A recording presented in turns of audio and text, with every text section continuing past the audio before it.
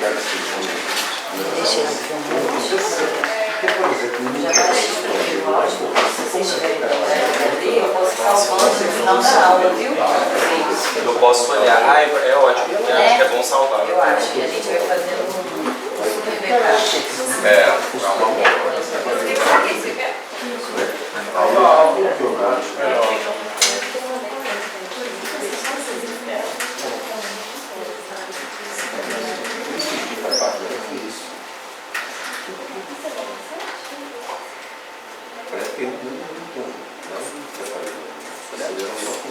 Já tá?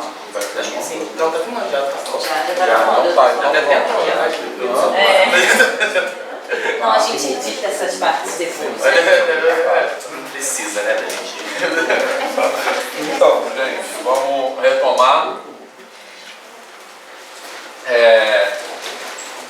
Então, voltando, agora a gente basicamente falar da ideia de colonialidade e de decolonialidade, né? Assim, e a gente vai ouvir a primeira música daqui a pouco. E você vê os acordes, o olho aberto. Não, mas daqui a pouco já tem a outra, que é a carne. Vou lá, rapidinho. Então, essa colonialidade que eu já falei, né, na verdade, que é um padrão de poder que emergiu do colonialismo e que sobrevive a ele, né, assim, e que opera num campo intersubjetivo, mas econômico, político, tudo, etc. Né? E a gente, ao longo da disciplina, a gente vai... porque, por exemplo, a gente pode pensar em relações de colonialidade para falar de colonialidade e decolonialidade para falar de racismo ou antirracismo, né? Mas a gente, então, relações sociais, raciais, dentro do nosso contexto. Mas a gente também pode falar de padrões de colonialidade para falar, por exemplo, do contexto interno da escola, então de relação professor-aluno, né? Como no qual a gente pode reconhecer também um padrão de apagamento de saberes, né? Assim, nessa relação usual no nosso modelo hegemônico de escola, né? Que é uma coisa que Paulo Freire até já fala, quando fala da pedagogia bancária, ele fala isso, né? A gente entender o aluno como um pote vazio. Então isso, a gente pode falar disso dessa perspectiva da colonialidade. E como o Felipe falou agora há pouco, a gente acha que é bacana falar dessa perspectiva, porque ela situa essa discussão também nesse campo político dessa perspectiva, dos padrões de poder que emergiram do colonialismo e, portanto, a que interesse desses padrões de poder servem, né? Então, acho que essa é a coisa, é a potência de falar dessas coisas no contexto educacional, dessa perspectiva. Então, a colonialidade, como a gente já tinha falado no começo, é isso, né? Então, se manifesta nas formas como trabalho, conhecimento, autoridade, ali está errado, se relacionam e se articulam entre si, tá? Beleza? Então, essa é a ideia de colonialidade. E uma coisa importante que tem a ver com aquela questão da ideia de modernidade eurocêntrica é que uma característica importante da colonialidade é que ela apresenta as suas próprias epistemologias como única opção, né? Então, eu acho que isso é uma coisa também para a gente pensar no contexto educacional que é bem potente, assim, que a gente a colonialidade naturaliza as suas próprias epistemologias. Então, isso se manifesta, por exemplo, em questões de gênero, né? Quando a gente fala, gênero também é uma categoria importante, assim como raça, né?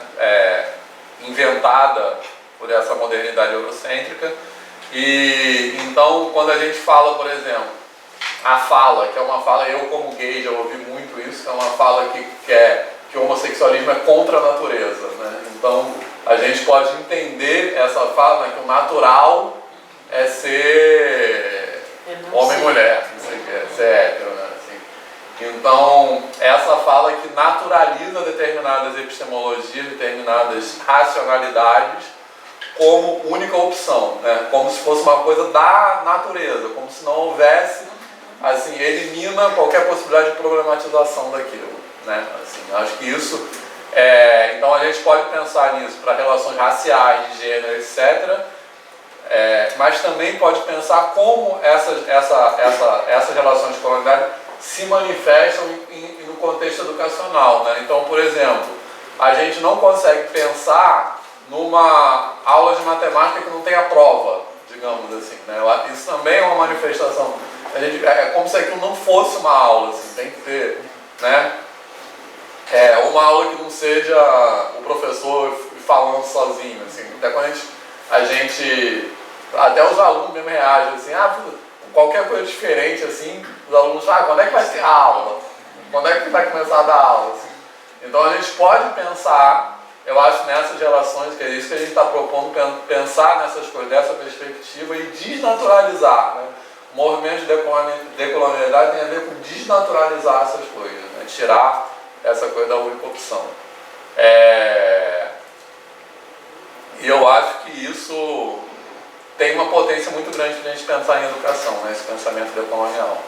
E aí eu trouxe uma música que eu acho que fala disso, que é da Elza Soares.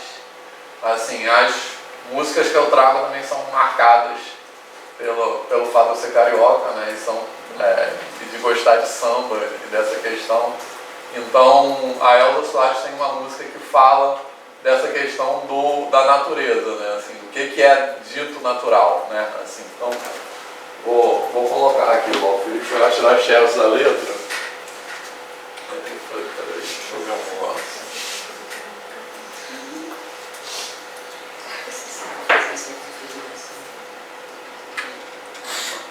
Vamos ver se agora vai funcionar. Tem a letra aqui, mas certamente não está dando para ler, né?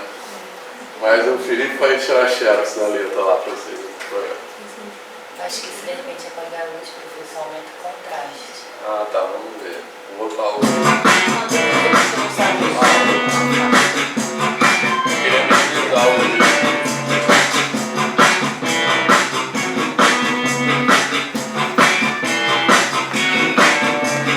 Olha, cara, não me venha com esse papo sobre a natureza.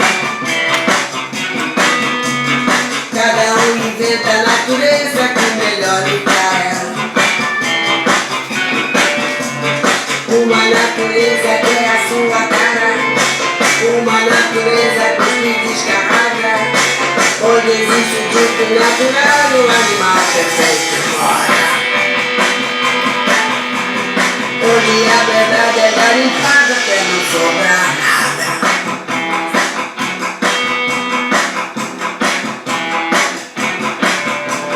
Olha, cara, não me venha com esse papo sobre a natureza. Cada um inventa a natureza que melhor lhe caia. Uma natureza que é a sua cara, uma natureza que se descarrega. Onde existe o tipo natural do animal perfeito mora. Onde a verdade é garimpada até não sobrar nada. Na sede, o sexo, o peixe, o índio, o rio, concreto invadindo os edifícios. O nome, circuito fechado. O olho aberto pra você dormir tranquilo. Olha, cara, não me venha com esse papo sobre a natureza. Cada um inventa a natureza que melhor lhe caia. Uma natureza que é a sua cara, uma natureza que se descarrega. Onde existe o tipo natural,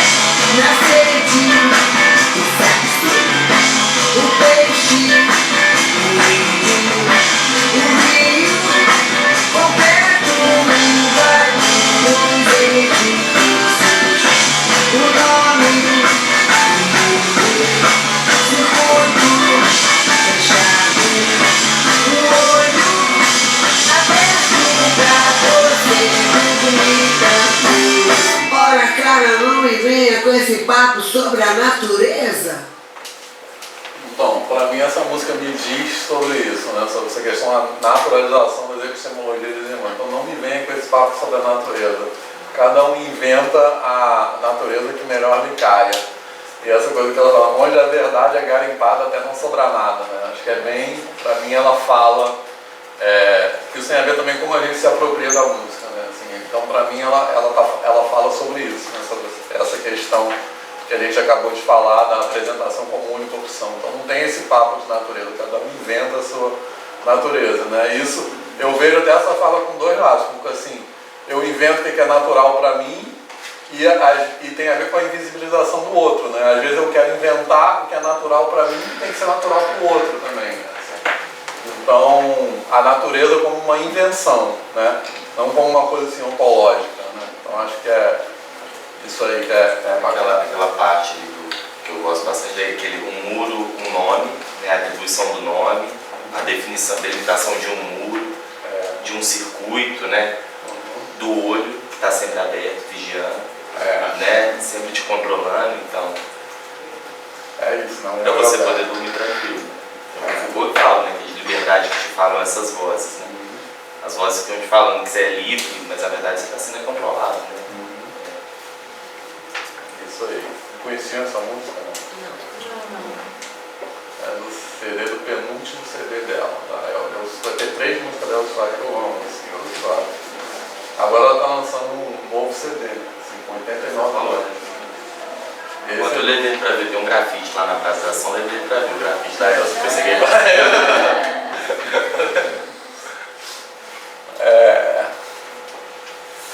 Então, aí tem esses 3 eixos, né, a gente acabei não botando o 4º eixo. Esses eixos aí são propostos, um dos autores que propõe isso aí é o Aníbal Quirrano, e depois tem a Catherine Walsh, que acrescenta a colonialidade da natureza e da vida, né, como um 4º eixo da colonialidade. Então a colonialidade do poder tem a ver com essa classificação social baseada numa hierarquia racial, sexual, né, como a gente estava falando agora. As categorias raça e gênero são invenções desse processo de colonialidade que são importantes para esses mecanismos de manutenção, de dominação e manutenção de poder, né? A gente inventa a categoria raça e coloca essa categoria num lugar de inferior, né? Coloca o negro, o índio num lugar de inferioridade. Tem uma coisa que é interessante também, quando você vai ler a literatura de decolonialidade, também estou me aproximando agora, né? É entender de que eles estão falando para falar das colonialidades, né? Então, por exemplo, a Catherine Walsh trabalha muito com o contexto indígena. Então, para ela, a hierarquização do corpo que interessa para ela é quando ela olha para esse contexto, né? Porque eu fico pensando muito assim, eu estou trabalhando com educação do campo, aí no pós-doutorado a gente está tentando aproximar a questão da ruralidade, né? Com a questão da decolonialidade, como é que essas coisas se coproduzem.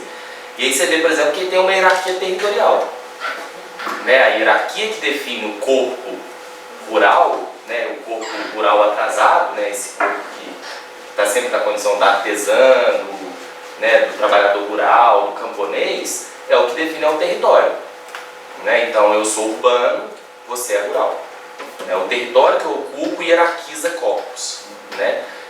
Claro, aí, por exemplo, na questão das culturas, por exemplo, quilombolas ou africanas, a hierarquização é feita pelo critério de raça, né? Aí tem até um livro muito interessante do Mbembe, que é um camaronês, que ele chama A Crítica da Razão Negra, que é uma provocação, inclusive, para várias obras que chamavam A Crítica da Razão, né? Dessa razão da modernidade, e ele vai falar A Crítica da Razão Negra, ou seja, como a modernidade se produziu com a criação do conceito de negro, né? Então eu acho que essas coisas são bem legais para a gente, quando a gente vai trabalhar, por exemplo, na minha pesquisa, né? Como é que esses eixos, né, estão sendo promovidos, né? Como é que eles aparecem, né? Questão da idade, né?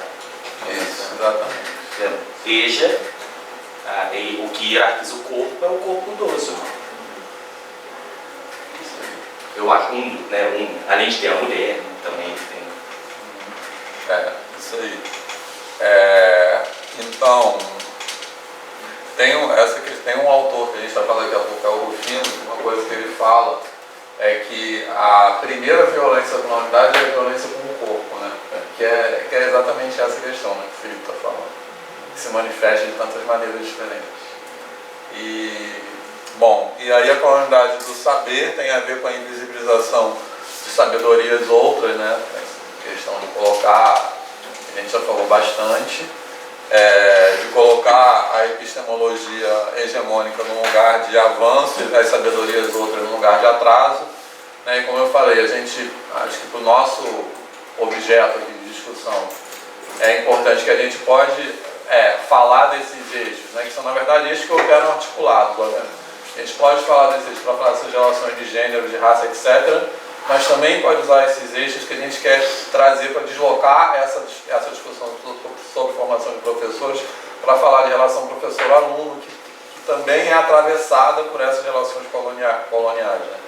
E relação na formação de professores entre o licenciando e o formador, ou até uma coisa que eu acho lugar que a matemática fica também, que a matemática é um dispositivo importante de colonialidade, e isso se expressa, inclusive, em determinados momentos que no contexto escolar a matemática é colocada como um lugar superior a outras disciplinas. Então, acho que a gente também pode entender essas dinâmicas a partir desse ponto de vista, que nos ajuda a entender isso. Assim. Bom, eu acho que tem até os trabalhos, né, até complementando, que é assim, por exemplo, além dela ocupar esse lugar hegemônico, ela perpetua as outras. Né, assim, então, sei lá, já tem vários trabalhos, né, discutindo isso, por exemplo, como é que a mulher é representada, como é que o indígena é representado, como é que o sujeito do campo é representado. Então, ao mesmo tempo que a matemática ela ocupa o lugar hegemônico, ela perpetua, por exemplo, a colonialidade do poder ao falar que o sujeito do campo o Chico Bento, né? Sempre está pacato, está sempre descalço, não trabalha, é preguiçoso, né? Isso é muito comum em livro didático, né?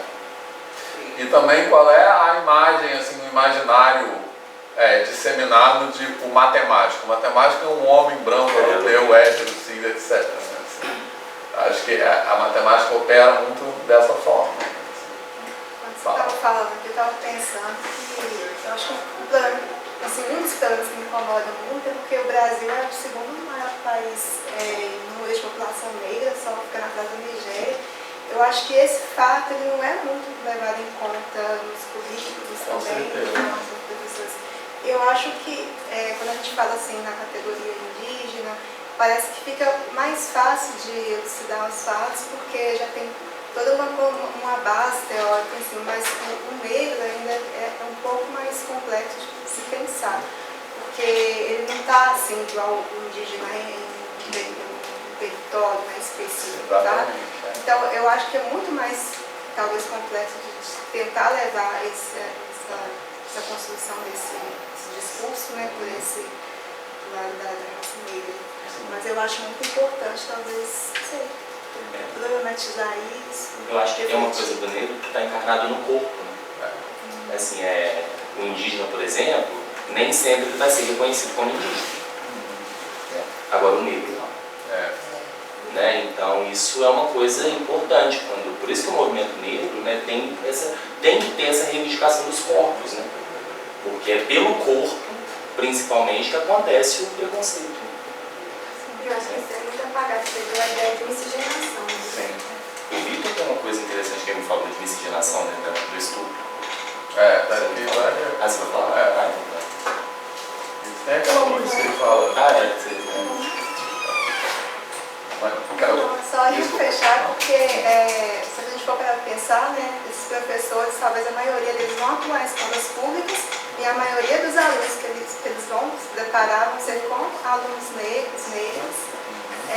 E isso também não é muitas vezes problematizado também. E eu acho isso uma coisa assim, que deveria estar um pouco óbvio, mas eu acho que às vezes tem que se falar o óbvio para que ele deixe de ser óbvio. E eu acho que esse é um problema assim, que tem assim.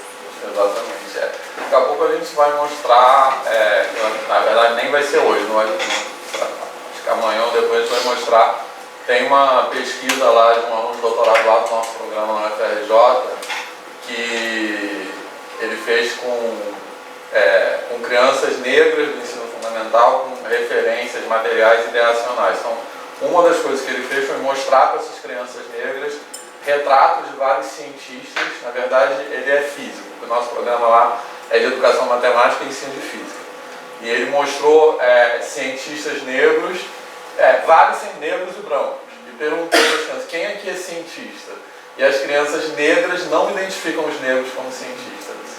Eu acho que isso é bem contundente, né? Acho que tem a ver com o que a Ellen está falando. Eu acho que tem uma questão importante que você trouxe, é que o indígena, né, as etnias indígenas, por mais que elas sejam subalternizadas, elas têm uma delimitação assim, cultural e étnica mesmo.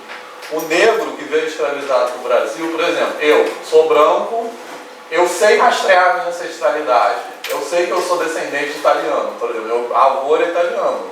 Agora o negro, você não consegue saber de que região da África você não. Eu ia falar isso agora, porque o Intercept, saiu uma reportagem, eu ia te mandar, esqueci. O Intercept tem 3 dias, ele lançou uma. A gente está acompanhando bem? O Intercept agora. E aí ele lançou, eu até abri aqui, chama assim, Eu Quebrei o Ciclo, a reportagem. Descobri num teste de DNA que o sangue derramado no passado, qual é o sangue derramado no passado que corre nas minhas veias?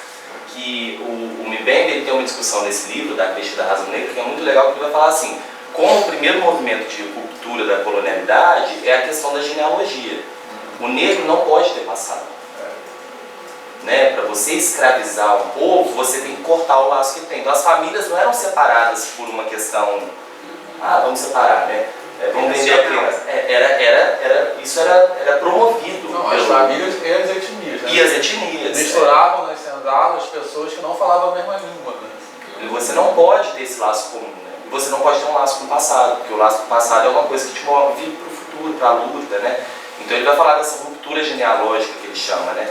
E é muito interessante ver uma reportagem como essa de uma menina falando, olha, agora eu sei o sangue do meu antepassado, que é o que ela fala, né? Ela vai falar, né, de onde ela vem e tal, ela não vai conseguir rastrear quem são, mas ela sabe. Qual que é o nome mesmo? É do Intercept, aquele jornal que está vazando.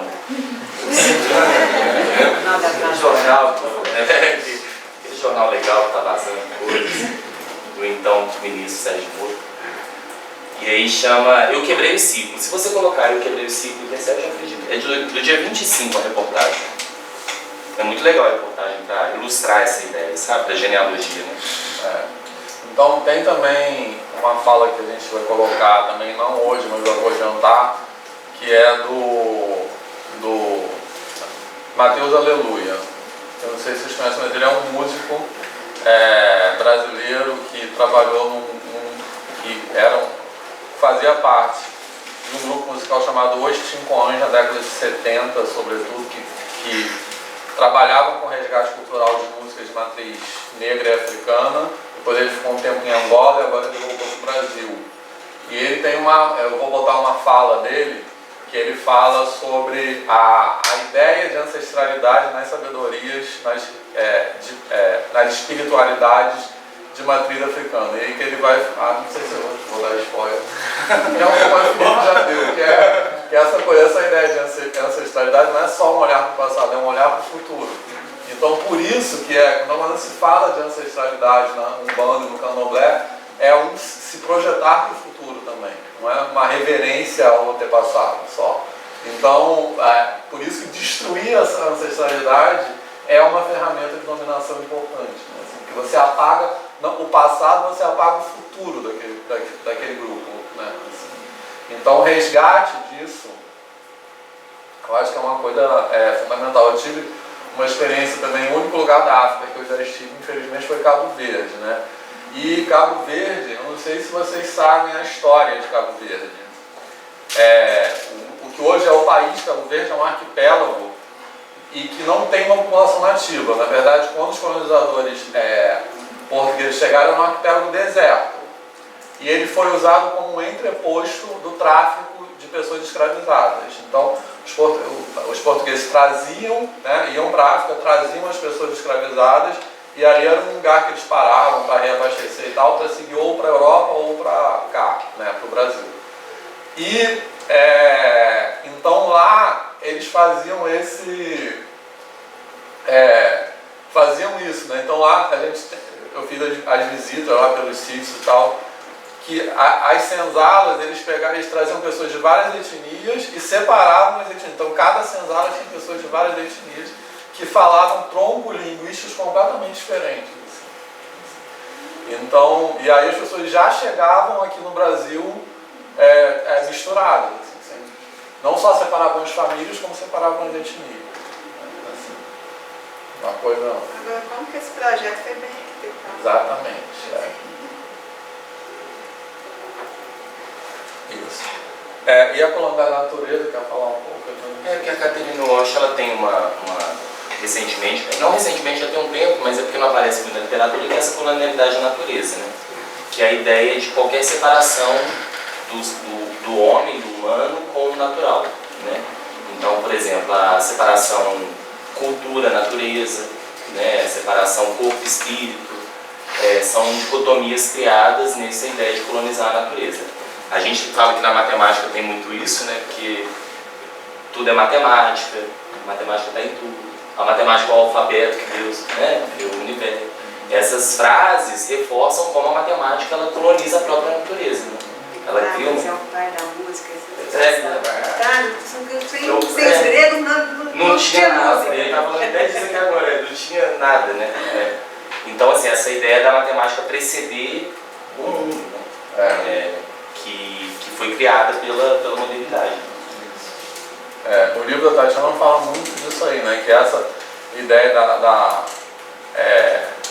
assim, a matemática como linguagem universal, né? Por exemplo, que é uma ideia muito colonial, né? Essa ideia de matemática como linguagem universal, que é universal, mas quem dita essa universalidade, né? Quem dita essa universalidade e apaga as outras categorias é uma cultura eurocêntrica. Então, que isso é uma invenção que aconteceu na Europa durante o Renascimento, que precisava idealizar uma cultura europeia. Né? Então essa até foi falando com o Felipe, ele escreveu um texto para detonar essa ideia de matemática como linguagem universal. Assim. Como se existisse um mundo a priori e a matemática dá conta desse mundo. Na verdade, as matemáticas produzem outros sentidos, né, para o mundo. Assim. Bom, mas aí agora tem outra música da... acho que está funcionou da outra vez, tento passar um mal. Essa música aí é um clássico, a Carmen, em cima da imagem dela ali. Acho que esse clipe também é muito legal. E ela fala basicamente dessa questão de colonialidade do poder que inventa a categoria raça, né? Assim. Então, acho que a letra dessa música, eu não preciso nem fazer nenhum comentário. Bota aí, por favor. Acho que vai funcionar. Dá ok. Vou pedir Santa Clara para Clarinha. Vou pedir Santa Clara para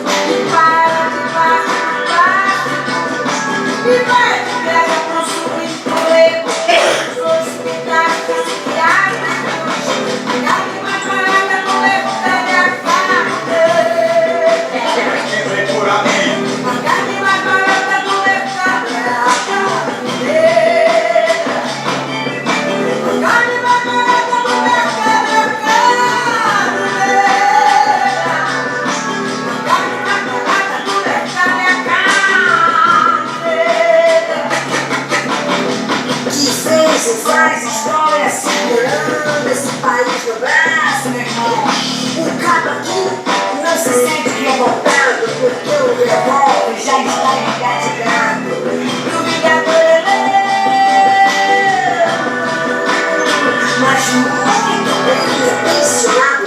E esse país vai deixando todo mundo preto e o cabelo esticado. Mas mesmo assim, ainda não há o direito de algum antepassado da dor brigar sentimento por respeito, brigar bravamente por respeito, brigar por justiça por respeito de algum antepassado da dor. Brigar, brigar, brigar, brigar, brigar. Liga aí. A carne mais barata do mercado é a carne. Nossa, você não ouviu. A carne mais barata do mercado é a carne negra. A carne mais barata do mercado é a carne negra. A carne mais barata do mercado é a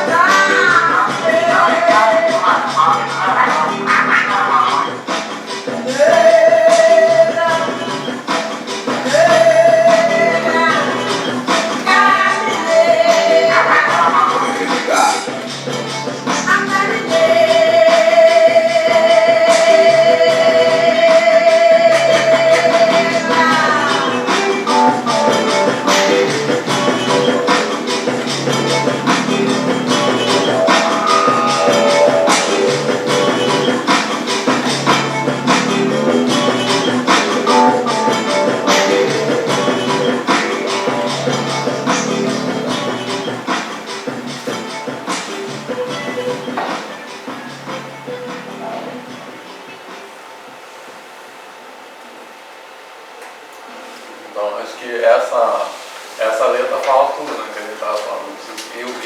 Eu acho esse videoclipe também muito forte, né, incrível. Então, eu tô até me lembrando de outras músicas agora que eu vou incluir. Tá conectado na internet aqui? Ah, já tá. Eu vou tentar procurar um clipe daqui a pouco. A gente não consigo acertar esse negócio. Então, tem várias falas nessa letra que são até difíceis de falar, né? Assim, tipo, a carne mais barata que vai de graça para os presídios. Então, essa questão fala muito dessa coisa da colonialidade que sobrevive ao colonialismo. Os mesmos padrões de escravização que não terminaram com o fim formal da escravidão.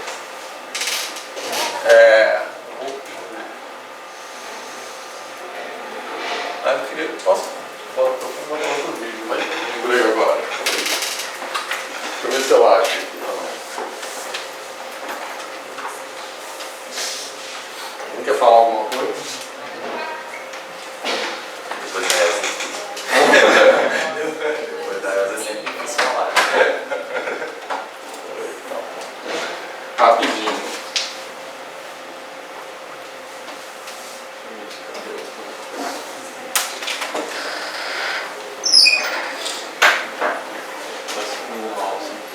Tá lá embaixo. Tá lá perto do toque. Tem que colocar, coloca em cima do que tá mal. Aí tem.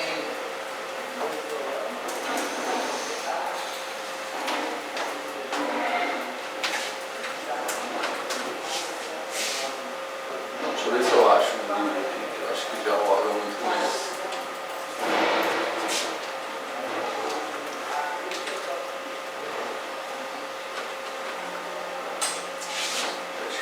Calma. Se eu não achar, a gente vai adiante, mas deixa eu só tentar aqui. Se for com o Vitor, eu tenho. Tentando dificuldade de escrever o quê? Do Vitor e Léo, né?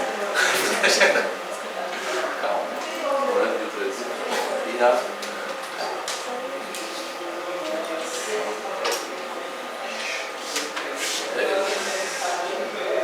Gritaram mesmo. É esse mesmo. Vitória Santa Cruz é uma. Quem já viu esse vídeo? Me gritaram negra. Vou botar aqui que eu acho que esse vai ser incorporado na próxima vez. Vitória Santa Cruz é uma cantora peruana, na verdade, cantora e ativista negra, e tem esse vídeo que eu acho que é incrível. cansado de fazer um monte de recado no seu pré para ficar conectado o mês inteiro? Então assiste esse vídeo aí.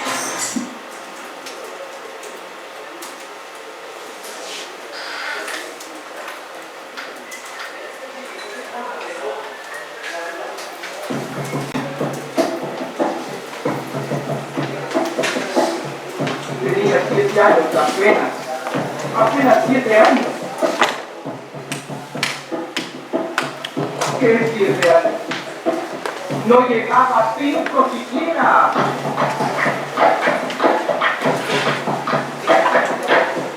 De pronto unas voces en la calle me gritaron: ¡negra! ¡Negra! ¡Negra! ¡Negra! ¡Negra! ¡Negra! ¡Negra! ¡Negra! ¿Soy acaso negra? Me dije. ¡Sí, por ser negra! ¡Negra! Yo no sabía la triste verdad que tenía escondida. ¡Negra! Y me sentí negra. ¡Negra! Como ellos decían. ¡Negra! Y retrocedí. ¡Negra! Como ellos querían. ¡Negra! Solté mis cabellos y mis labios gruesos y miré pelada mi carne tostada y retrocedí. ¡Negra! Y retrocedí. ¡Negra! ¡Negra! ¡Negra! ¡Negra! ¡Negra! ¡Negra! ¡Negra! ¡Negra! ¡Negra! ¡Negra! ¡Negra! ¡Negra! ¡Negra! ¡Negra! ¡Negra! Pasaba el tiempo. Yo no voy a nada. Seguía llevando a mi espalda mi pesada carga. ¡Y cómo pesaba!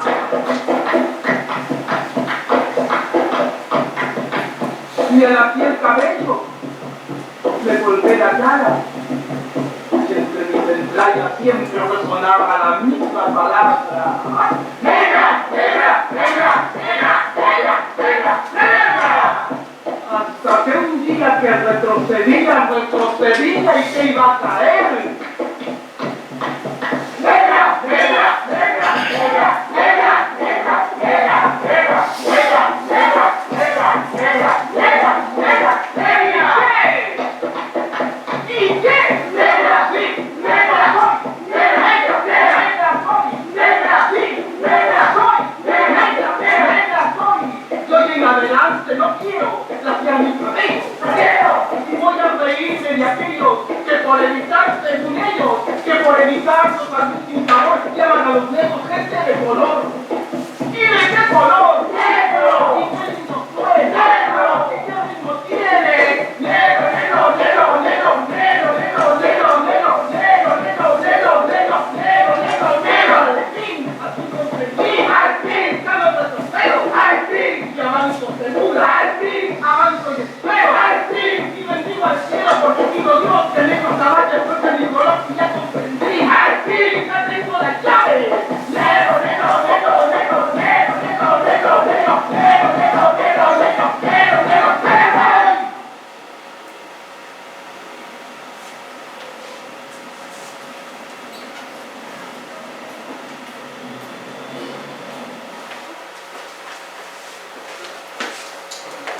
Então, isso aqui não é legal. Esse fala sobre cotas.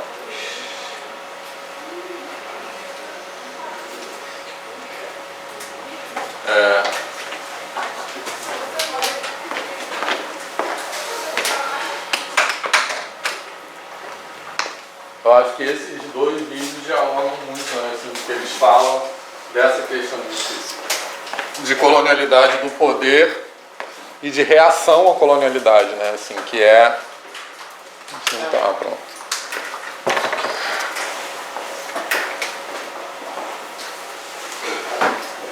Que é a decolonialidade, né? Então, isso que a Vitória Santa Cruz fala, né? Que eu acho que é muito essa questão da violência contra o corpo, né? Que ela fala. Me alisei pelo me polder la cara, quer dizer, passei pó de arroz na cara. E, bom, então agora falando de decolonialidade como os movimentos de resistência à colonialidade, né? E aí eu acho que tem uma coisa importante que é o uso dessa palavra, que é uma coisa proposta pela Catherine Walsh, né? Que é o uso dessa palavra decolonialidade e não descolonialidade, né? Então, o que ela quer demarcar com isso? Ela quer demarcar com isso que o movimento de decolonialidade, né, que ela descreve dessa forma, como reconstruir caminhos de luta contínuos para que podemos identificar e visibilizar epistemologias outras e atuar a partir dessa visibilização.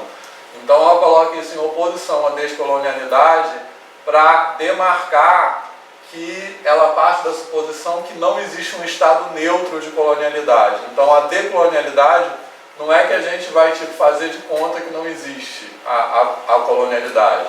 Então o que ela propõe como um movimento político nesse sentido é atuar nas rupturas, nas brechas e nas rachaduras de colonialidade. Então ela coloca que é decolonialidade, não descolonialidade, porque não é negar a colonialidade. Não é saída do descolonial sem o sentido de você, como se fosse possível a gente zerar o mundo e começar um mundo descolonial, né? E isso é impossível, né? E, inclusive não é o que se interessa na decolonialidade, não é isso, né? É entender essa marca do mundo, né? E então vem o decolonial, né? E tem a questão linguística também, né? De tirar o S, até mesmo como uma provocação linguística de desobediência à língua, né? Quando você fala decolonial é como se você falasse, olha, nem a língua a gente também vai brincar inclusive com ela, né? Você vai subverter a própria linguagem para poder falar do que a gente fala, né? Ela é linguista, né? Ela é linguista, né? Ela é terinote, né? Ela mora no Peru, né? Ela é peruana, assim, ela assumiu a nacionalidade peruana, mas ela é americana, né? Ela acabou vindo dos Estados Unidos e por questões políticas ela foi morar no Peru. Não, acho que é Equador. Equador. Estará em Niterói, né? Verdade, estará na reunião da Ampere para dar uma palestra imperdível, eu acho, em Niterói. Então a ideia de decolonialidade é atuar na resistência à colonialidade, mas com a consciência de que sempre haverá influência dos padrões, não vai retroceder a um momento neutro de colonialidade, né? Então, e essa questão de não assumir uma neutralidade, eu acho que é um movimento político importante, né? Porque a neutralidade, a suposição de uma neutralidade é uma forma de anular a política também, assim. Então, a decolonialidade tem essa demarcação, né? E eu acho que essa coisa é importante a gente assumir, que a gente não vai fazer de conta que não existe a decolonialidade, porque isso abriria espaço para argumentos que são usados, por exemplo, como tudo, beleza, vamos fazer de conta que não existiu a escravidão e agora somos todos iguais, né? Assim, que é um argumento que tem sido usado, inclusive, para... Muito recorrente. Muito recorrente para negar cotas, por exemplo, para negar várias políticas afirmativas. Não, agora somos todos irmãos, vamos fazer de conta que está tudo bem e vamos daqui para frente, entendeu? Então, eu acho que a decolonialidade demarca, essa palavra tem essa intenção, eu acho, de demarcar politicamente essa questão. E aí tem essa frase que eu gosto muito, né, da Angela Davis, essa frase é muito conhecida, que... O pessoal da UFRJ fala que a frase é do Vitor. Eu falo muito essa frase aí. Fala muito, eu virou dele. Aí, um aluno uma vez falou que essa frase era minha, eu falei, não é minha. É da Angela Davis eu acho que isso tem a ver, essa oposição entre não ser racista e ser antirracista, né, que ela não basta não ser racista. É preciso ser antirracista. Então, o movimento de ser antirracista é um movimento que está alinhado com essa questão da decolonialidade. Não ser racista é fazer de conta que não existe o racismo. Então, a gente não vai fazer de conta que não existe racismo. A gente vai assumir que existe o racismo e, a partir dessa visibilização, a gente vai agir na resistência. Então, é isso que a decolonialidade propõe, né? Assim, acho que essa frase da Angela Davis retrata bem isso, né? Assim, Eu tenho uma dúvida agora. Então, na verdade, os teóricos que defendem esse descolonialismo, eles tentam fazer uma negação? não, eu acho que não. Eu acho que Não, eu acho que não. Eu acho que essa palavra descolonialidade já era usada. Eu acho que ela meio que subverteu, não é que existe uma corrente teórica que defendia isso. Eu acho que ela subverteu essa palavra meio para enfatizar isso. Parece que apareceu num congresso, ela quando pensou assim, apareceu num congresso, ela achou muito interessante, ela passou a usar. E ela defende usar esse termo, mas por exemplo, se for pegar o Minolo, eu acho que ele usa descolonial. Mas não é que o Minolo faça isso. O Minolo mas assim, é a mesma linha de pensamento, assim, é uma opção pela palavra, né? Tanto que tem uma citação dela, que eu gosto muito, que ela vai falar assim, a palavra que menos importa. O pensamento decolonial ele é feito em posturas e ações, né? Então a palavra se é decolonial, se não é por isso, eu acho que várias coisas que a gente faz no campo da educação matemática já são posturas que se eu estudo isso, eu falo assim, nossa, para mim isso é uma postura decolonial. E aí a gente já tem muito esse movimento no campo da educação matemática, eu acho. Só que assim, não com esse referencial. Recurso retórico. Isso, exatamente. Eu acho que eu penso muito sobre o numeramento. Exatamente, eu queria fazer esse comentário. É uma postura retórica. Você usa a palavra para marcar um lugar, mas que ela independe, né? O que importa é a postura e a ação para olhar para Não usar. Vai funcionar. Eu acho que é um recurso retórico de ênfase, né? De demarcação política. Não é que ela se oponha. Existe um movimento descolonial que se opõe à decolonialidade, que é isso. Então, isso aí, basicamente a gente já falou, né? A decolonialidade desafia a desaprender a pensar a partir das referências epistemológicas hegemônicas, né? Assim, então, acho que essa frase é legal porque ela nos desafia a desaprender, porque na verdade desaprender não é possível, mas nós podemos sempre nos desafiar a desaprender, né? Tá sempre nesse movimento de, como a gente falou agora há pouco, de desnaturalizar o pensamento hegemônico como única opção, né? Então, onde se começa a entrelaçar e semear processos, práticas, possibilidades do intercultural, decolonial, não como, acho que é bacana também, não como substantivos, mas como verbalidades, né?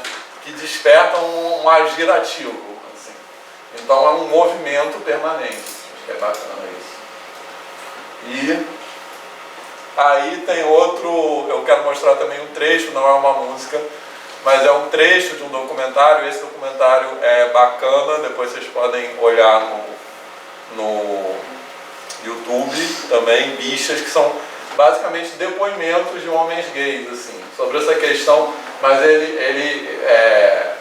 na verdade, a fala dele gira muito, que eu acho que é um movimento decolonial bacana também, gira muito em torno da palavra bicha, né? Como a palavra bicha é uma coisa que é usada assim como uma coisa depreciativa, e como eles se apropriam dessa palavra para se empoderar, né? Então, esse documentário tem meia hora de duração, a gente não vai botar tudo, eu quero botar só um pedacinho. Eu quero botar só um pedaço mais no final, assim. Aí, cadê? Agora não está aparecendo. Tem horas que não funciona isso. Quando é vídeo, não funciona, talvez. Não, mas os outros funcionam. Tá no YouTube? Mas mexe aí. Legal. Ele não está funcionando assim. Ah, sim. Pronto, vai, clica aí.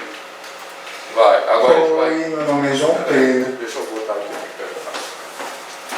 Aí depois eu recomendo vocês verem, muito legal esse documentário. Alguém já viu? A gente podia fazer uma lista, né? E mandar. Já viu? Não, depois a gente compartilha o os slides, né? Deixa eu ver. Aqui está aparecendo ali no tempo. Ali. 29. É 27 que tem que aparecer. Tem que estar. 28. Mais um pouco ainda. 27,41. Um pouco menos. 27,4. Polo e uma calça e um sapatinhos, elas usam, mas também se elas quiserem usar um... Ele está falando do que ele entende por ser bicha. É isso que ele viu falar.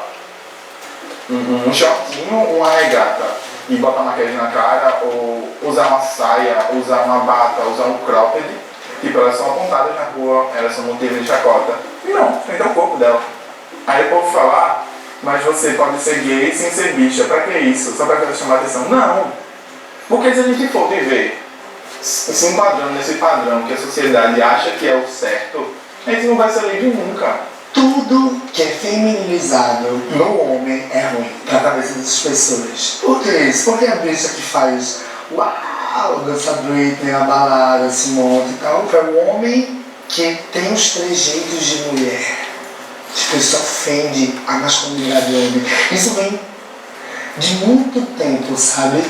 Tipo, o homem não pode ser igual à mulher. A mulher é um ser inferior. A bicha que deve ser mais valorizada é a bicha feminada. É aquela bicha que dá a cara a tapa a todo momento. E desde criancinha sofre preconceito, cresce com isso e amadurece muito mais rápido. A cada movimento gay é a bicha feminada. E aí a gente deveria ter essa ideia de que a gente pode ser o que a gente quiser. Hoje eu me sinto muito bem com tudo que eu faço. Eu boto um short curto, eu boto uma saia, eu vou pra rua. Eu sou tão feliz, não tenho um olhar feio assim que me faça querer voltar pra casa e botar outra roupa, entendeu? Não, quanto mais olho feio, quanto mais gin, mais eu saio mais feliz ainda, eu rio junto, porque eu falo, meu Deus, olha que pessoa boba, olha que pessoa pequena, tá achando tão engraçado uma coisa tão simples como essa. Hoje eu coloco essa minha bichice assim, em formato de troféu, entendeu? E ando com ela assim de lado, ou então quando eu tô com minhas amigas assim, a gente anda de mão dada na rua, porque isso causa um desconforto tão grande nos olhos das pessoas. E esse desconforto faz uma diferença do caramba, entendeu? O bicho já foi difícil pra mim. Teve momentos que o bicho já foi pesadíssimo, porque era isso que eu escutava.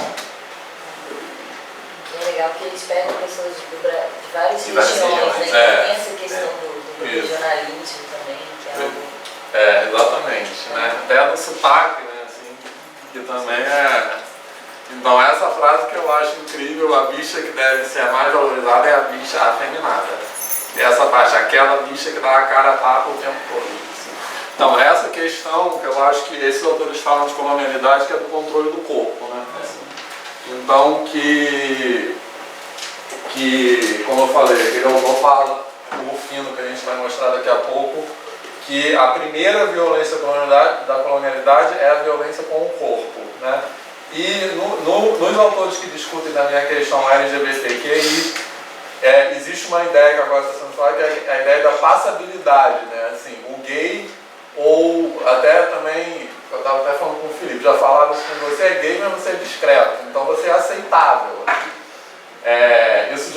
Eu já ouvi isso assim, de pessoas próximas, né? Tipo assim, ele só aceita porque você é gay, então ele pode suportar, mas você é discreto, você não é bicha, nesse sentido aí.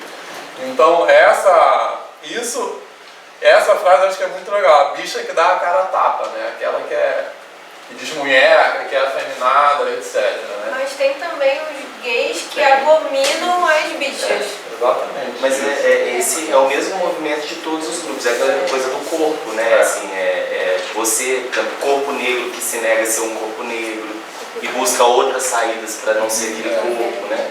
E assim, tentar... É uma questão, uma violência simbólica tão forte. Violência, não, aí gente, tô falando assim, a gente tá falando de violência simbólica, mas assim, é extermínio que a gente tá falando, né? A gente tá falando no campo simbólico aqui, mas a gente não tá falando só do simbólico, né? É violência de todas as ordens, né? É o corpo que é agredido, é o corpo que é excluído, é o corpo que é rejeitado, né? Então essa, por exemplo, a própria configuração do gay, né, como esse objeto do masculino, né, vem sendo muito reforçado para isso, né? Aí o próprio grupo elimina, né? O próprio grupo faz isso. Né? Então essa reivindicação dos corpos, ela é necessária, totalmente necessária, né? Principalmente para corpos que são corpos que não são aquele corpo, né? Por exemplo, o caso dos transgêneros, né? Eles não são aquele corpo biológico. E eu acho que no agregado aí, se você tem uma coisa da desvalorização do feminino, que é isso.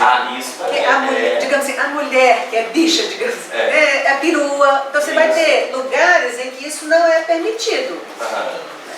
E um pouco, eu tô lembrando uma semana ser professor, que vieram uns transgêneros e tal, e então na mesa tinha lá um rapaz barbado, então ele foi o último a falar. Aquilo que a gente via como um rapaz. Então, eu nasci mulher e tal. Agora eu vou dizer, eu vivo uma situação muito diferente dos outros, porque eu continuo trabalhando no mesmo lugar e agora eu sou mais valorizada. Serviços que não me passavam, ele é técnico de informática, serviços que eles não me passavam quando eu era mulher, agora me passam. Eu sou homem. Porque é como se fosse uma coisa assim, você nasceu homem e vai querer ser uma coisa pior. Agora o contrário é mais aceitável, né? Porque você está querendo evoluir. Né? Então, no fundo, você tem uma coisa atrelada a isso, que é uma desvalorização da mulher. O primeiro rapaz que apareceu, ele fala um pouco isso. Isso, a mulher não pode ser afeminada. Não pode ser afeminada. E de certa forma nem a mulher. Né? Então, em certos campos, no campo acadêmico mesmo e tal, né? Você tem lá uma valorização do quanto mais masculinizado meio, o discurso, os trejeitos, o corpo, melhor. Então, tem uma coisa também que eu acho que é interessante a gente entender como diz, que é eu não sei, eu tenho tentado perceber cada vez mais isso, como certas estruturas, elas são construídas juntas pela modernidade, né? Então você pega o masculino, né, a modernidade, o progresso, né, a matemática. Tudo isso, por exemplo, você pega as relações da matemática, né? A matemática não tem sentimento, a matemática a gente pode quase falar, matemática não chora. Igual a gente fala, homem não chora. É a mesma, você pode usar essa frase, você se trocar por matemática, por modernidade, por progresso, é a mesma coisa, né? Então eu acho que essas relações foram constituindo essas grandes ideias que vão mover a modernidade, né? Essa modernidade que a gente vive, né? Claro que elas vão se redesenhando com o tempo, né? Assim, tem que entender a atualidade disso, né? Acho que o desafio nos corpos de hoje, né? Nas vidas hoje, né? O que elas produzem, né? Então, uma questão que eu acho que é interessante aí nessa discussão sobre gênero é que a categoria travesti, por exemplo, é uma reivindicação do próprio movimento de mulheres trans de empoderamento. Então, é um movimento de reivindicação de se colocar no lugar do corpo que incomoda mesmo. Então, a travesti é aquela que se coloca como um corpo que é claramente não é ela se fantasiar de mulher, ela é um homem que se transforma em mulher. Então, se colocar no lugar do corpo que incomoda. Então, tem pessoas do movimento de transgênero que usam, eu sou travesti para se colocar nesse lugar mesmo. Assim, acho que é uma coisa bem forte, assim, bem bacana. Assim. Quer dizer, que se identificam como mulheres trans ou travestis tem a ver com essa questão política. Né? É interessante também pensar que o continente africano tem toda uma base do matriarcado, né? Então parece que é um certo epistemicídio também, né? Exatamente. E no movimento gay também, né? Se você pegar a origem, tem uma série chamada Pose, que vai mostrar assim, a origem das drag queens, por exemplo, dos Estados Unidos, né? E mostra como tinha as mães, né? Você construía famílias. Então você tem a mãe drag, né? Você tem sua mãe drag. E aí você vive numa casa em que é matriarcal, a estrutura é matriarcal, né? E isso rompe com uma outra lógica de quem mantinha a casa era a mãe drag, tudo era né, uma cultura. E mesmo meninos, homens, héteros, viviam nessas casas, porque eram casas que abrigavam essas pessoas que eram excluídas, sabe? Chama Pose, P-O-S-E, Pose. E aí é uma série assim, divertida, bem legal, assim, é engraçado porque tem que ser, né? Então, mas agora acho que a gente vai chegando ao final dos dias de hoje. Eu curti, não sei você, mas eu curti muito. Assim. E a gente vai encerrar o de hoje com uma sessão musical, tá? A gente vai ouvir. Na verdade, a maior parte das músicas são hoje mesmo, né? Depois vai ter menos. Mas a gente vai ouvir agora 3 músicas. Porque. Oi? Por que assim vai ter menos? Então, na hora a gente pode se lembrando igual agora, eu lembrei, eu botei. Mas a gente vai colocar eu vou colocar 3 músicas. Uma delas é o Samba da Mangueira, que eu me referi no começo, que falam dessa questão aí, que eu acho que à luz da reflexão histórica, de todo esse processo, nós então quem somos, né? Assim, no sentido que, e eu acho que essa discussão está muito em disputa hoje em dia, porque esse movimento de extrema-direita que se coloca patriota, que defende um Brasil, de quem é esse Brasil, né? Um Brasil branco, hétero, etc., macho e que exclui um monte de gente, né? Então acho que essa questão, 3 músicas que eu acho que contam outras versões da história, né, diferente daquela narrativa hegemônica da história, que procuram problematizar essa questão. Quem somos nós? Quem é esse nós? Quando a gente fala de Brasil, quem somos nós brasileiros? Assim? Então a primeira delas é essa que chama Odoiá, na verdade está trocado ali. Oroiá é o nome do grupo, o nome da música é Odoiá. Esse grupo Oroiá é um grupo musical que trabalha com, basicamente, eles fazem experimentos musicais trabalhando com referências latino-americanas e indígenas de várias, não só do Brasil, mas de várias etnias indígenas da América do Sul. Eles têm um canal no YouTube que é bem bacana, depois vocês podem procurar Oroiá, aí põe essa música aí, que ela põe aí, vê se consegue.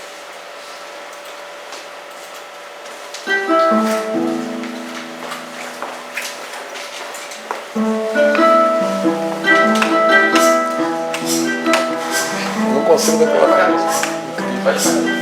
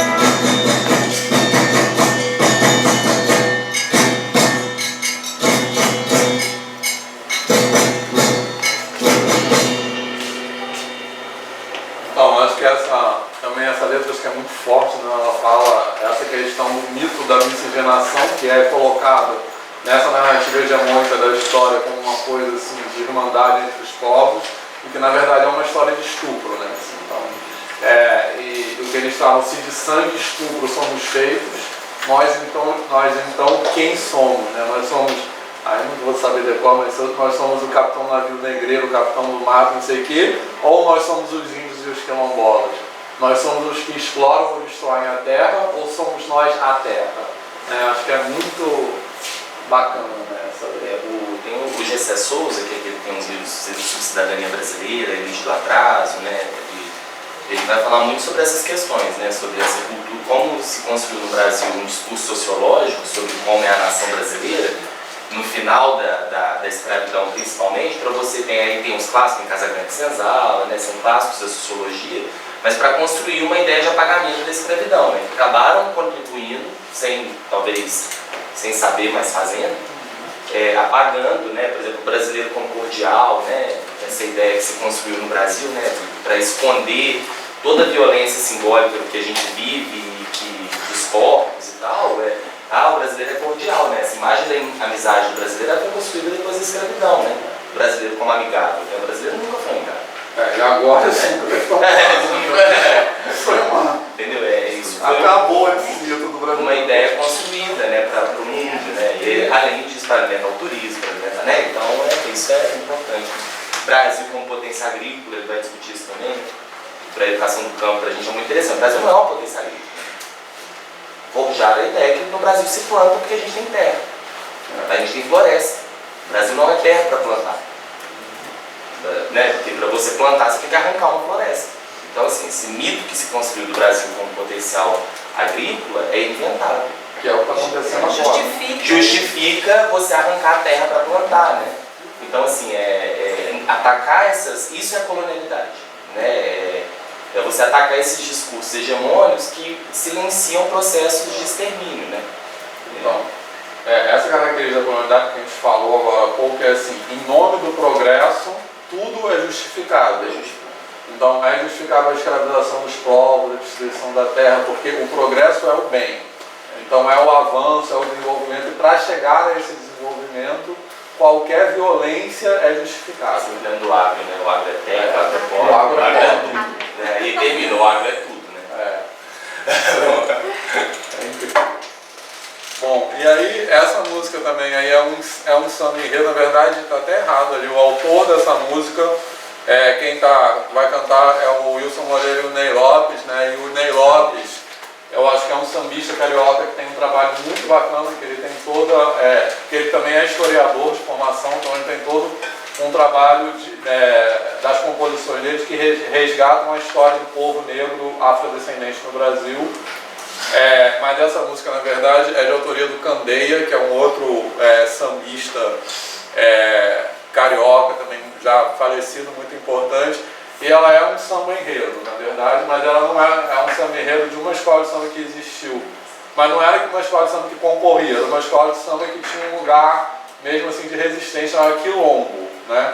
Então, a música chama Ao Povo em Forma de Arte, daqui a pouco vocês vão entender por que com a letra. E, na verdade, é uma outra versão da história do povo negro africano, né? Assim, que procura tirar, tem a ver com aquilo que a gente falou, que eu mostrei do Great Zimbabwe, né? Que procura tirar essa história do povo negro como da invisibilidade, né?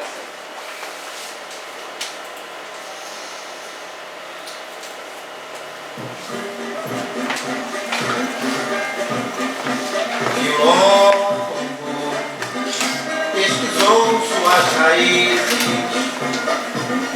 os momentos mais felizes de uma raça singular e veio para mostrar esta pesquisa na ocasião precisa, em forma de arte popular a mais de 40 mil anos atrás, a arte negra já resplandecia, bastava própria milenar. Sua cultura deu Egito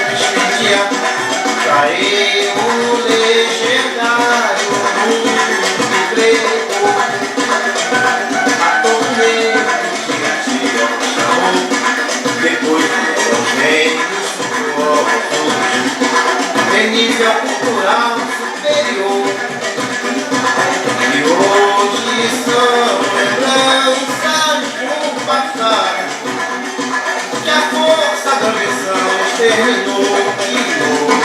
E hoje são lembranças do passado, que a força da ambição exterminou. Em toda a cultura nacional, e até mesmo na ciência, o modo africano de viver exerceu grande influência no negro brasileiro.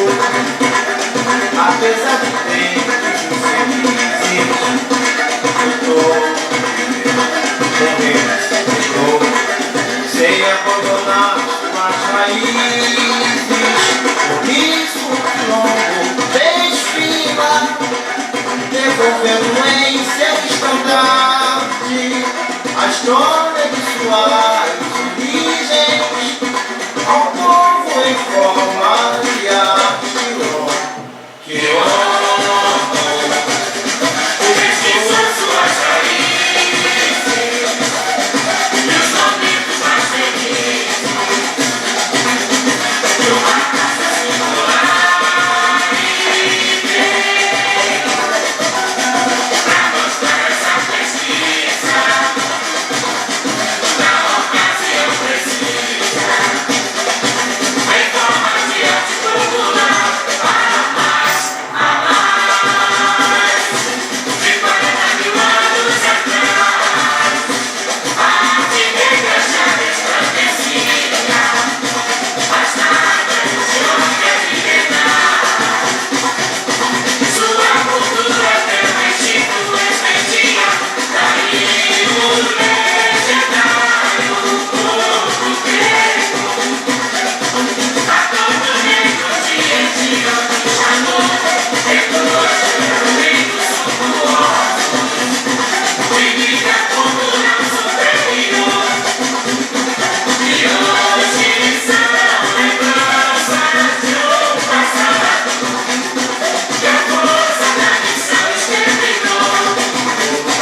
E hoje são lembranças de um passado.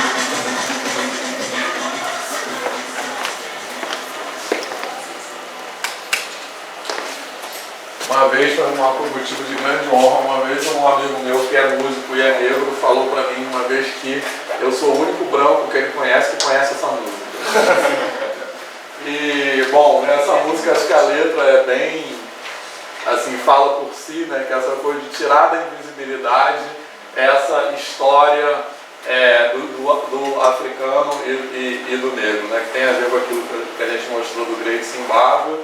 Então que ele fala no final que o povo negro exerceu grande influência e tal na cultura brasileira, e o quilombo, que é a escola, recupera essa história e devolve ao povo em forma de arte, né? Então acho que isso é bem bonito também, né? Que devolve a história ao povo em forma de arte, né? Assim, é bem bacana. E só essa coisa do devolver a forma de arte, né? Só tem que tomar aquele cuidado, né? Que a gente fala como você vê essa arte, né? Porque a gente teve dentro da etnomatemática, né, aquele movimento no início da etno, do estabelecimento, né, de você ir para a África e ficar identificando coisas, né, como se você estivesse falando, mas continuava no lugar do branco, europeu, colonizador. Indígenas também. Indígenas também. Você vai lá e fala, olha, eles contam como a gente. É sempre assim, o referencial sou eu. Eles contam como nós, ou diferente de nós, né, ou seja, o nós, né, o branco, o europeu, universitário. Eles até têm uma contagem. Eles até têm, até contam, né? Olha. Ou Então, seja, eles têm um caminho para esse jeito evoluído que nós. Exatamente. É porque a gente estava até conversando. Você não sai dessa questão da linearidade do progresso. A ideia de cota, né? Por exemplo, as pessoas falam assim, mas vocês são como nós. Né? Vocês são. Aí, assim, quando você fala isso para uma pessoa que vai fazer qualquer processo, né? Uma seleção por meio de cota, assim, então quer dizer que vocês são referencial? Porque se você fala que se vocês são como outro grupo, é porque o referencial está aqui. Então justifica para mim mais ainda ter cota, né? E que justifica mesmo. Porque esse tipo de discurso é um discurso mais, né? E a gente encontra muito, né? Mas no caso eu acho que a arte é o samba, né? É isso. Não é isso. Não, só deixa eu atenção. Mas é importante. Então, tem uma coisa também que a gente vai falar amanhã, mas que eu acho que essa música fala também, que eu já vou adiantar um pouco. Que amanhã a gente vai falar, eu acho que tem a ver um pouco com a fala que a Ellen colocou há um tempo atrás, essa coisa de tirar da invisibilidade a história negra, e tem a questão das contribuições culturais, né, para o Brasil, etc. Tem uma coisa que amanhã a gente vai falar de movimentos de decolonização da matemática e da educação matemática. Tem uma coisa que eu acho que essa música fala, que é assim, que é uma coisa, na verdade, eu aprendi recentemente isso, que a gente tem uma visão do processo de escravização como se fosse uma coisa assim, a visão que a gente tem hegemônica, eu acho que é assim, que os africanos foram escravizados e foram trazidos para o Brasil para atuar como mão de obra braçal, né? Assim, e na verdade a história não é essa, né? Os colonizadores, eles escolhiam determinadas populações na África que tinham determinadas tecnologias. Então, quando eles queriam, por exemplo, café, plantio do café, os portugueses não sabiam plantar café. Então, eles iam no lugar da África que eles sabiam que tinham plantio do café e escolhiam aquelas pessoas para escravizar. Então, o trabalho do africano escravizado não era um trabalho braçal, ele contribuiu também com tecnologia. Então, né, as tecnologias que eram usadas no processo de colonização, a gente tem essa visão, assim, eu pelo menos tinha essa visão. Vamos lembrar também que no continente africano essa tecnologia é milenar, né? E, na exatamente. Verdade, aí lá passava por uma crise, né? Então eles foram buscar essa solução da crise deles nas tecnologias do continente africano. Isso aí. Então, mineração também, dependendo que atividade eles estavam fazendo, plantar não sei o que, pecuária, nada disso. A mineração aqui em Minas é comum, o Milton e o Daniel lá do Ufórum que trazem muito isso. Eles falam que tem uma... Eu acho que eles não aprofundaram nisso, mas eles contam que tem registros lá em Ouro Preto de arquitetos. Né? As grandes obras de Ouro Preto eram arquitetos negros. Né? A pessoa está dizendo que você tinha que lidar com a pedra. Construir com pedra era uma coisa que não era uma tecnologia muito comum para a Europa moderna. Né? Assim, ela foi na Idade Média, mas na Europa moderna ela não era mais comum. Então, como é que você constrói com pedra e barro? Né? E aí a África que produziu isso. Né? Então a gente imagina eles só trabalhando na mão de obra. Né? Então... e a gente tem essa visão, né, de que a escravização, assim, o negro é trazido como mão de obra braçal, mas que a tecnologia era europeia, não é isso? No MAU, eles fazem um tour com você, que é o nosso Museu de Artes e Ofícios, eles fazem um tour com a narrativa afro, e aí é maravilhoso, assim, porque eles vão mostrando as ferramentas, assim, né, as economistas que chegavam aqui, então como que elas articularam, juntando dinheiro para libertar vários escravos, é muito legal. E aí os alunos, assim, eles ficam em estado de choque, que eles falam, como assim? A gente vai com os alunos da EJA, então, alunos negros, né, eles esperam ver lá coisas primitivas. Exato. Né, e eles se surpreendem. É muito bacana. Se quiser ir ali fica na Praça da Estação. Aí você pede para fazer. Fica na estação. Fica na estação. É aquele que você mostrou ontem. Foi isso. A partir da narrativa afro. Então, esse é das coisas que eu planejei para amanhã, né? A gente pode continuar com uma coisa quando a gente discute essas questões, né, de medida, por exemplo, é uma das possibilidades de movimentos de decolonização da educação matemática, né, de trazer essas coisas, que é bem importante. Referências materiais. Referências materiais, que eu estou chamando de primeira esquina. Vocês falam sobre o livro do Carlos Machado? Ele fala sobre as tecnologias do continente africano, acho que talvez se tiver interesse. posso trazer amanhã. Por favor, seria legal. É bem ilustrativo, bem grande. Legal, bacana.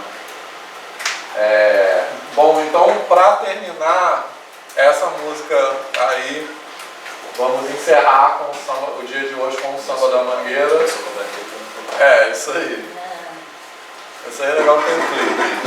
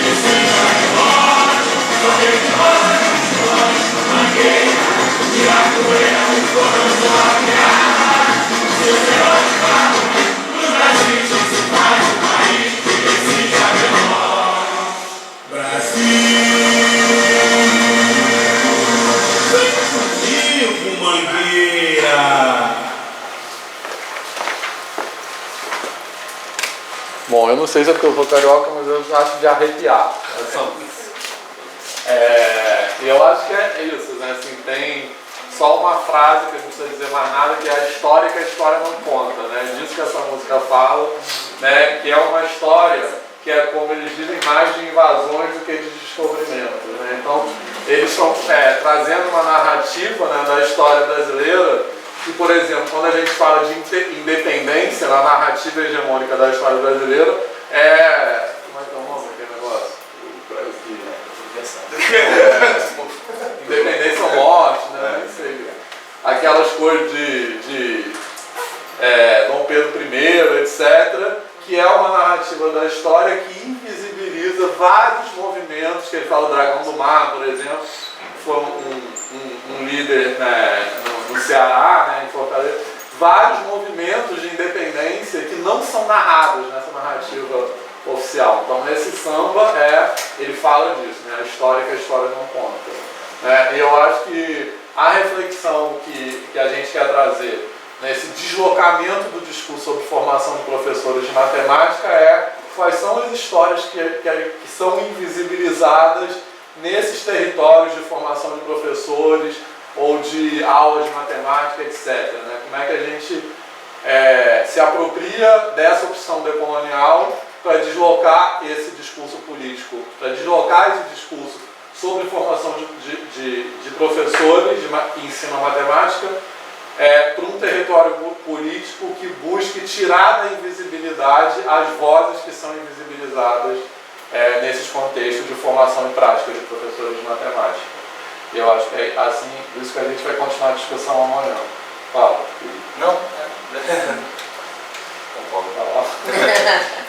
Então, qual é a história que a história não conta quando a gente fala de educação matemática? Né? Acho que a gente, aí só para amanhã tem dois textos, né? Tem um texto do próprio Redor, que é um texto, tem aquele seu artigo, né? Na matemática problematizada. Isso. E um texto do capítulo de uma tese recente que o Vitor orientou, do Diego, então tá lá o artigo, é bem legal, a gente olhar a tese toda. Eu mandei no e-mail no grupo de educação matemática, tá lá, tem a tese completa. Você não tá, né? Você anota para mim seu e-mail? Sem caminho? Depois acho que é mais fácil a gente pode fazer isso hoje à tarde, criar uma página no Google Drive. E depois compartilhar. E compartilha inclusive esse PowerPoint, esses vídeos, compartilha tudo lá. Eu falei no começo também que vocês estavam tirando foto, que a gente tinha comprado, não é para inibir ninguém tirar foto não, tá? Eu adoro que tire foto, longe pra gente, mas é só não se preocupar, porque depois vai estar tudo lá disponível, tá? É isso, então muito obrigado. E até amanhã. 8h30 amanhã, né, gente?